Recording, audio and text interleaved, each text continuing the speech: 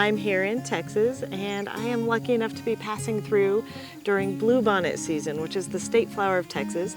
They come up for a couple weeks every year, and they're just beautiful. I know what you're all wondering.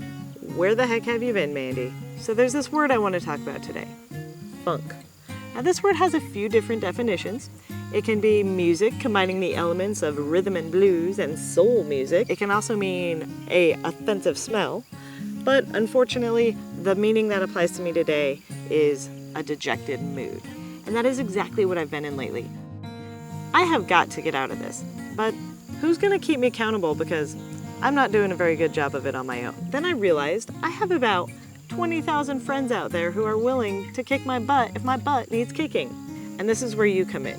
If you all are willing to hold me accountable and give me a friendly little nudge every now and then I'm gonna try to come up with all the best ways we can get out of this funk together. So I'm gonna commit to getting my grumpy face out of bed and watching more sunrises. Second, I'm gonna start following the work of the photographers I admire again. It's a lot easier to fuel your own passion when you can feed off of the creativity of what everyone else is doing. And most importantly, I'm gonna stop making excuses. I'm gonna go out and shoot every day, whether I feel like it or not. You guys haven't known me that long, so you may not realize this, but I woke up the other day and I realized I'm in the worst shape of my life. Living on the road has been a huge adjustment for me, and it's contributed to me being lazy and lethargic. And the good news is that that's something I can solve. I'm willing to put that effort in because I have something to tell you guys. I have a dream.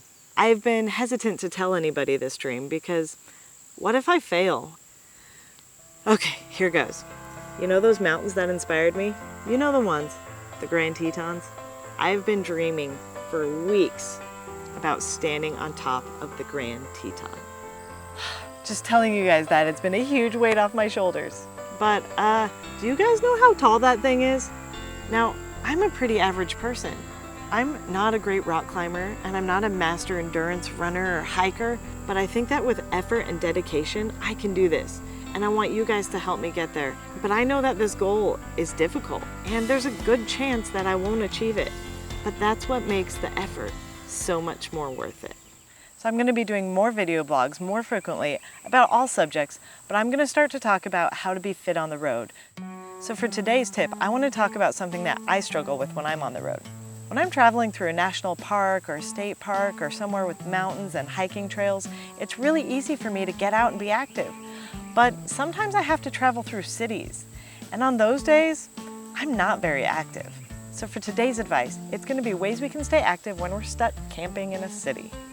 Because of a few events, I recently had to stay in Las Vegas again for 3 weeks. And what some people don't realize is that Vegas isn't all about gambling on the Strip. I went on some amazing hikes in Red Rock Canyon State Park. I went and photographed the red and white rocks at the Valley of Fire. There's all kinds of amazing rock formations and parks and lakes all around Las Vegas if you just drive about 30 minutes.